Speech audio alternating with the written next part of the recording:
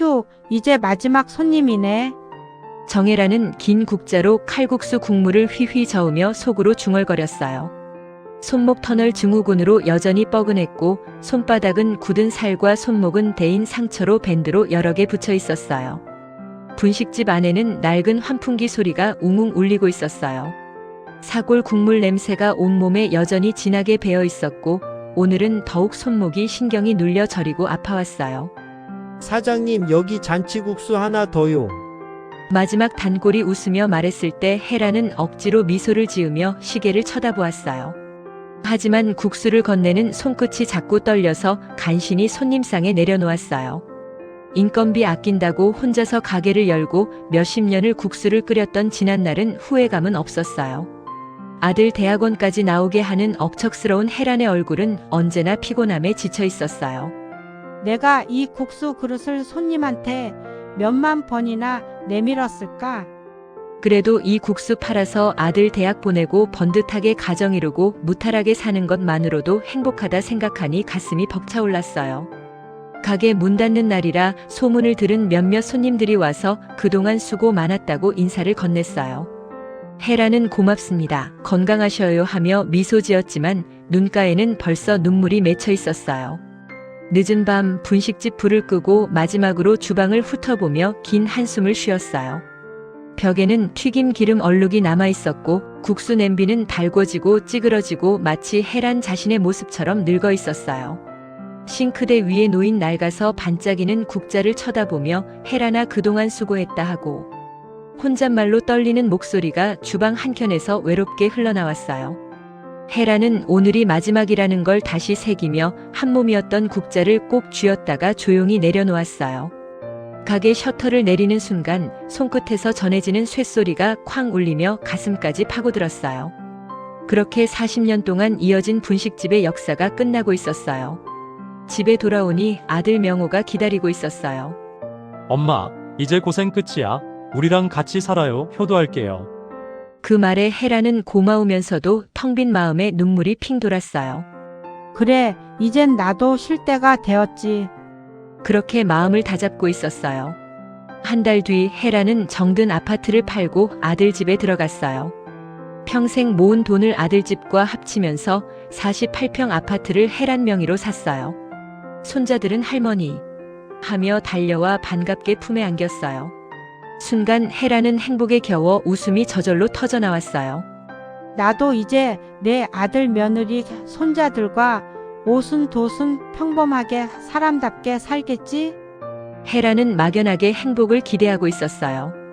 윤지는 따뜻한 미소로 차를 내주며 말했어요. 어머니, 저희랑 함께 사시면 적적하지도 않으시고 더 좋으실 거예요. 이제 편히 쉬세요. 그 말에 혜라는 가슴이 따뜻해졌어요. 평생 일하다 지친 몸이 이제야 쉴 수 있다는 안도감이 찾아오고 있었어요. 하지만 혜라는 며느리의 속마음을 미처 알지 못했어요. 그 따뜻한 말 뒤에 숨겨진 또 다른 속셈이 있다는 걸. 분식집을 닫고 이제 진짜 편안한 삶을 시작할 거라 믿고 있었어요. 그녀는 아직 희망을 품고 있었지만 곧 그것이 착각이었다는 걸 깨닫게 될 운명이 기다리고 있었어요. 몇 달 뒤 저녁 거실 테이블 위에 두툼한 서류철이 놓여 있었어요. 명호가 잔뜩 기대에 찬 얼굴로 혜란에게 다가왔어요. 엄마, 이게 뭔지 아세요? 우리 드디어 카페 창업하려고 해요. 혜란은 놀란 눈으로 아들을 바라봤어요. 창업? 너 직장 다니는데 갑자기 웬 카페니? 윤지가 옆에서 서류를 펼치며 환하게 웃었어요. 어머니, 요즘은 회사 다니는 월급보다 창업이 대세예요. 요즘에 커피숍하고 빵도 팔고 하면 대박 날 거예요. 저희가 돈 많이 벌어 효도하면 되잖아요. 너희 모아놓은 돈은 있어? 명호는 곧장 본론을 꺼냈어요. 엄마, 여기 보증 서명만 해주시면 돼요. 이 집을 담보로 대출을 받으면 충분하거든요. 혜란은 깜짝 놀라 고개를 저었어요. 안 돼. 이 집은 내 노후야. 내가 평생 분식집에서 죽어라 번 돈으로 마련한 전부야. 순간 거실 공기가 싸늘해졌어요. 명호는 당황해 헛웃음을 지었지만 윤지의 얼굴에는 미묘한 불만이 스쳤어요. 어머니, 저희도 미래가 달린 일인데 조금만 도와주시면 안 될까요? 요즘 부모님들은 자식 성공에 아낌없이 투자하시던데. 헤라는 마음이 흔들렸지만 단호히 말했어요. 투자라는 건 여유가 있을 때 하는 거야. 나는 이제 70이 넘은 노인네야. 너희들 사업한답시고 말아먹은 게 도대체 몇 번이야.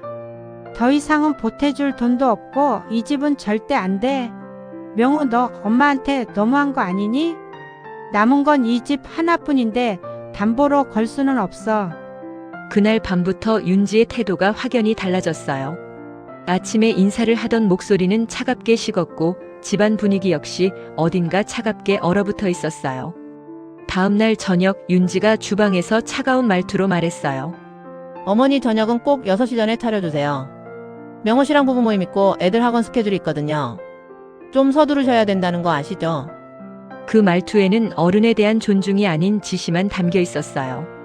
헤라는 조용히 고개를 끄덕였지만 마음 한켠이 무겁게 내려앉고 있었어요.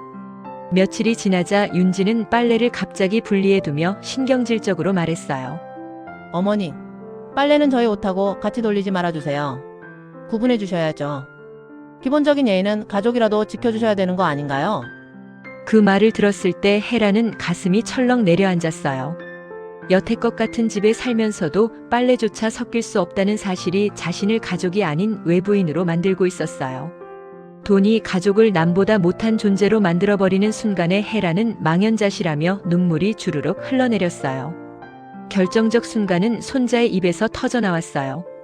할머니, 엄마가 그러는데 할머니는 평생 돈을 썩히면서 살 사람이래요. 할머니는 저한테 쓰시는 것도 아까울 거래요. 그 말은 차갑게 서린 칼처럼 헤란의 가슴을 찔렀어요. 아이의 철모르는 순진한 눈빛이 더욱 아프게 다가왔어요. 할머니가 너한테 미안하구나. 그날 밤 헤란은 방 안에서 홀로 앉아 눈을 감았어요. 내가 이 집에서 진짜 가족이 맞을까? 스스로 묻고 또 묻고 있었어요. 효도라는 이름으로 감싸진 압박이 날카로운 족쇄가 되어 서서히 그녀를 조여오고 있었어요. 어느 날 저녁 헤라는 하루 종일 빨래와 집안 청소에 시달린 끝에 부엌에서 어지럼증을 느꼈어요. 손에 들고 있던 국그릇이 바닥에 떨어지며 산산이 부서졌고 그녀는 그대로 쓰러지고 말았어요. 밥 먹던 손자가 놀라며 할머니 하고 소리쳤어요. 눈을 떴을 때는 이미 병원 응급실이었어요. 간호사가 다가와 물었죠. 할머니, 보호자분은 안 오셨나요? 헤라는 고개를 저으며 겨우 대답했어요. 없어요. 다 바빠서 못 와요. 괜찮으니까 내일 퇴원할까요? 간호사의 안쓰러운 눈빛이 더 아프게 다가왔어요. 그 같은 병실 옆자리에서는 아들, 며느리, 손자들이 둘러앉아 환자를 걱정하고 있었어요. 그 모습과 대비되는 자신의 초라한 처지에 헤란의 눈에서는 눈물이 흘러내리고 있었어요. 내가 이 집에서 무엇이었을까? 가족인가? 아니면 그냥 가정부인가? 헤라는 속으로 그렇게 중얼거리며 이불을 끌어안고 숨죽이듯 흐느꼈어요. 다음 날 퇴원하고 그녀는 택시를 타고 홀로 집에 돌아왔어요. 현관에서 마주친 윤지는 미소도 없이 말했어요. 어머니 이제 괜찮으신 거죠? 모임이 있어서 가보지도 못했네요. 그건 그렇고 내일부터는 집안일 가능하신 거 맞죠? 그래. 제가 너무 바쁘니까 좀 더 신경 써주세요. 그 말은 헤란의 가슴을 망치처럼 내려쳤어요. 아무리 얹혀 사는 늙은이라지만 병원에 오지도 않은 그 신보가 너무 원망스러웠어요. 내 건강보다 너는 집안일이 먼저구나. 그 깨달음이 서글프게 다가오고 있었어요. 그날 오후 오랜 친구 영숙이 찾아와 그녀의 손을 따뜻하게 잡아주었어요. 헤라나, 넌 평생 가족 위해서만 살았잖아. 이제 그만해도 돼. 넌 할 만큼 했어. 이제 맘 편히 내 삶을 살아도 돼. 영숙의 목소리는 단호했고 그 눈빛은 따뜻했어요. 헤라는 고개를 끄덕이며 눈물을 삼켰어요. 그래, 자식도 다 필요 없어. 이젠 나를 지켜야 할 때구나. 그녀는 그날 이후로 조용히 결심을 다지고 있었어요. 며칠 뒤 헤라는 부동산 사무소를 찾아가 조용히 말했어요. 이 집 금매로 내놔주세요. 부동산 중개사는 놀란 듯 물었어요. 할머니 혹시 가족분들은 아시나요? 헤라는 단호하게 대답했어요. 내 집이에요, 내 집. 내가 알아서 할 테니까 살 사람 오면 연락 줘요. 일주일 만에 신혼부부가 나타나 계약이 성사되었어요. 할머니, 저희도 여기서 행복하게 살고 돈 많이 벌게요. 라는 말에 헤라는 씁쓸하게 웃으며 계약서에 도장을 찍었어요. 갑작스럽게 결정한 거라 헤라는 조금 망설여졌지만 한편으로 마음이 후련했어요. 며칠 뒤 집에 돌아온 명호 가족은 거실 가득 쌓인 이사 박스를 보고 충격에 휩싸였어요. 엄마, 이게 뭐예요? 명호가 떨리는 목소리로 묻자 헤라는 담담히 대답했어요. 나 이 집 나간다. 그리고 이 집 팔았으니 그리 알아라. 순간 명호는 무릎을 꿇으며 울부짖었어요. 엄마, 그게 무슨 말이에요? 우리 어떻게 살라고요? 윤지는 차갑게 소리쳤어요. 역시 고집센 늙은이는 쓸모없다니까. 자식들 뒤통수나 치고. 그 말에 헤란의 눈빛이 번뜩였어요. 참았던 울분이 가슴 깊은 곳에서 솟구쳤어요. 쓸모없다고? 내가 먹은 밥, 입은 옷, 다 내 손에서 나온 거야. 내가 없었으면 너희들이 여기까지 왔을 것 같아. 명호, 너 내가 키워준 값 다 내놔. 그녀의 목소리는 40년 묵은 울분이 터져 나오는 듯 울려 퍼지고 있었어요. 너희 이번 주 금요일까지 짐 빼. 주말에 새 집주인 들어와. 그 마지막 말에 명호는 말문을 잃었고 윤지는 분노로 입술을 깨물었어요. 아이들은 울먹이며 할머니 가지 마세요라고 붙잡았지만 헤란의 결심은 흔들리지 않고 있었어요. 그날 트럭은 한참을 달려 목포 항구에 도착했고 배에 짐을 싣고 제주도로 건너가고 있었어요. 배가 출발하자 바닷바람이 얼굴을 스치고 갈매기 소리가 머리 위로 맴돌고 있었어요. 헤라는 평화로운 표정으로 조용히 중얼거렸어요. 내가 제주까지 오게 될 줄이야. 이제 정말 새 인생을 시작하는구나. 제주에 도착하자 푸른 감귤밭이 길가에 펼쳐져 있었어요. 검은 현무암 돌담 위로 노란 유채꽃이 바람에 흔들리고 멀리 한라산 봉우리는 구름을 이고 있었어요. 새 집은 멋진 2층 집이었고 창문을 열자 바로 바다가 보이고 있었어요. 파도 소리와 바람 소리가 합쳐져 마치 엄마의 다정한 자장가처럼 들리고 있었어요. 헤라는 창밖을 바라보며 깊은 숨을 내쉬었어요. 이제는 누구의 엄마도 누구의 돈줄도 아닌 그냥 정혜란으로 살아야지. 그날 저녁 헤란과 비슷한 연배로 보이는 마을 할머니가 감귤 한 바구니를 건네며 웃었어요. 혼자 오셨어요? 제주 사는 게 처음엔 낯설어도 금방 좋아지실 거예요. 헤라는 고개를 끄덕이며 미소를 지었어요. 네, 혼자 왔어요. 제주는 평생 처음 왔는데 공기가 너무 좋아요. 자유롭게 살고 싶어서 왔어요. 밤이 되자 창문 너머 파도 소리가 온 세상을 가득 채우고 있었어요. 그 소리를 들으며 헤라는 눈을 지그시 감았어요. 평생 처음으로 자기 이름을 온전히 되찾은 기분이었어요. 정혜란, 그동안 고생 많았어. 이제부터는 내가 원하는 대로 살아. 남은 시간은 너를 위해 쓰자. 헤라는 그렇게 제주에서의 자유롭고 행복한 새로운 삶을 시작하고 있었어요. 제주로 내려온 지 3달이 지나고 있었어요.